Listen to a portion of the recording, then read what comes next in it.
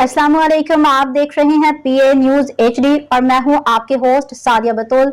शामिल करते हैं आज की अहम खबरें। लाहौर अदाकारा मोमना इकबाल ने अपनी सिनफी शनाख्त से मुतालिक सोशल मीडिया पर गर्दिश करने वाली एक जाली वीडियो पर शदीद रद्द-ए-अमल ज़ाहिर किया है।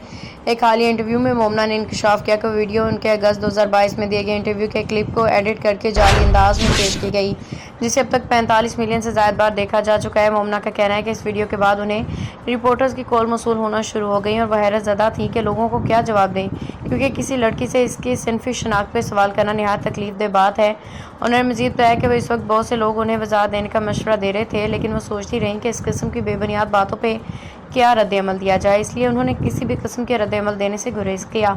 अदाकारा ने कहा कि अगर उनके बारे में की जाने वाली बातें सच होती तो वो तस्लीम कर लेती, मगर जब ऐसा कुछ है ही नहीं तो झूठ पे वजाहत क्यों दें।